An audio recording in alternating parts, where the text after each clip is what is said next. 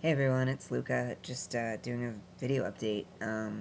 Today at work, basically I work on an inpatient psychiatric facility that is for LGBT people, but that is in fact not really the case.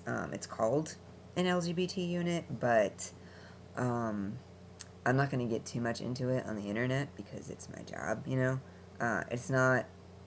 It's not an LGBT unit, basically. It's a unit that calls itself that, but works, will work with LGBT people, and isn't trained in working with LGBT people. And in fact, the majority of the people who work there and who are patients there are straight, cisgendered people. It's been an experience. So, regardless, today there was a patient who happens to identify as a lesbian. Obviously, I can't tell you anything about her, but she misgendered me.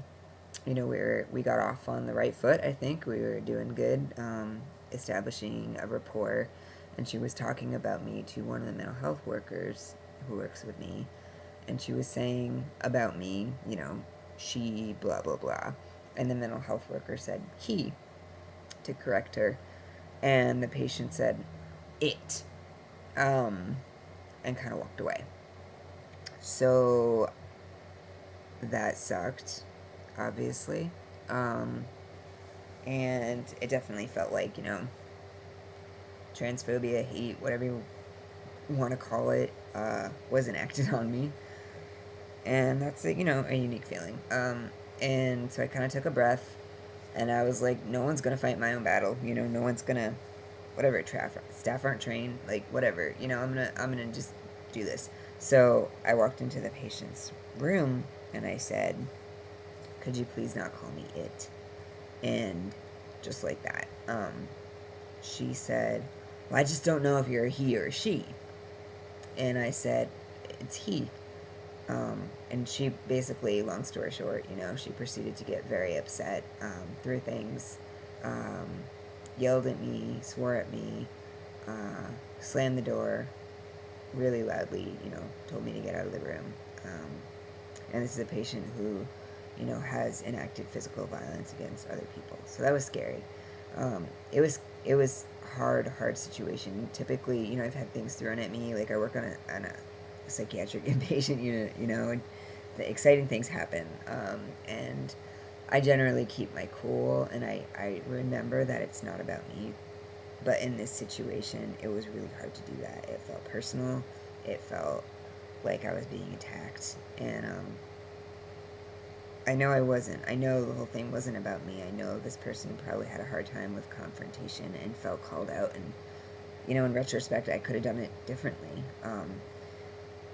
But regardless, like, it's just hard to be in a situation where, something transphobic happens. You do the brave thing, you do the hard and scary thing, and then, like, more violence happens. It's not a cool feeling, for sure. So, yeah, I'm at a place where, you know, shit's gonna happen anywhere. Um, and I don't know, I came to this job to kind of like be in a safe space to transition, and I'm finding that it wasn't what I expected it would be. And I'm really thinking that I'm gonna have a very similar situation transitioning pretty much anywhere I'm gonna be working. It's the hard part, it sucks. And work is one of the main reasons that I can't wait to pass. Work, going to the store in the morning, get coffee, everywhere. But that's just kind of an example of like what I'm dealing with, on what I thought would be a safe space.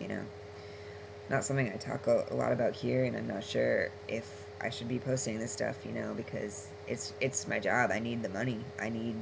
I cannot have a job, and I don't know if I have it in me to go through this whole thing of getting people to gender me right and respect me and fight, you know, I don't know if I can do it again.